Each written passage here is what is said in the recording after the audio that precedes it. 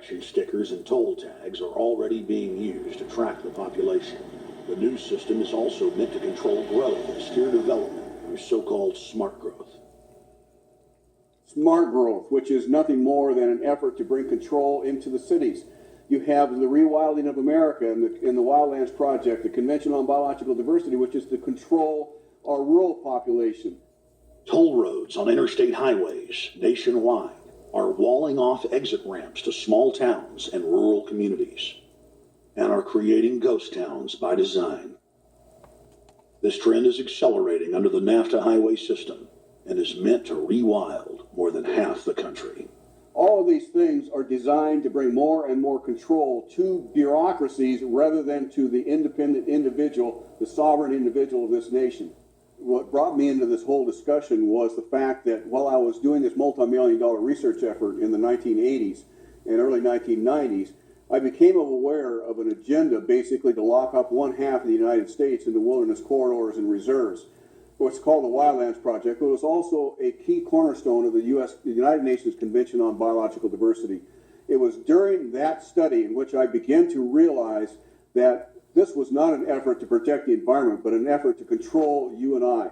They were dividing the United States up into little compartments in which they would rip out roads, which they would rip out whole communities and put them back in the wilderness. Yep, that's true. The federal highway system was designed by Pentagon war planners in the 1950s to serve as a rapid deployment conduit to move ground forces for the defense of the United States during invasion.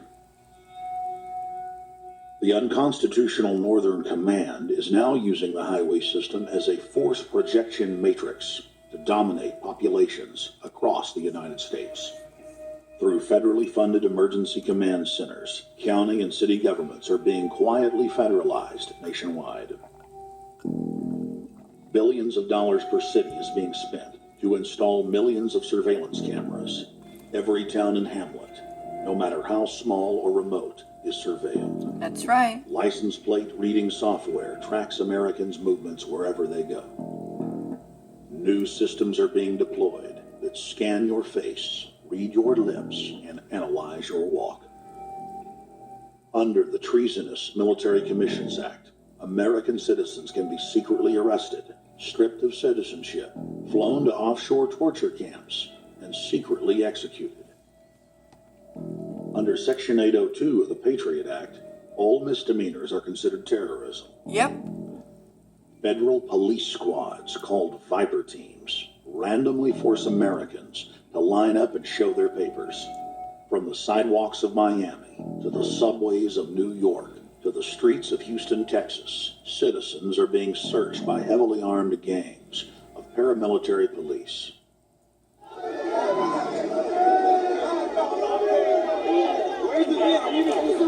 And President Bush made it worse. Can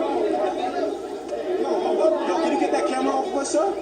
Sir, this is the United States, First Amendment. Well, you can get that camera. I'm saying get the camera out of my face. That's what I'm saying. You're on the streets of New York. So what does that mean? I'm saying get that camera out of my face. That's what I'm saying. It's a free country. Fuck wrong with It's a free country. Get this damn camera out of my face. Oh, this isn't Nazi Germany. There's no camera in your face. Hey, move to Russia. Okay? Yo, We can have cameras on the streets. I said get it out of my Your guy face. starts cussing at us. I said get it out of my face. That's what I'm saying. It was never in your face.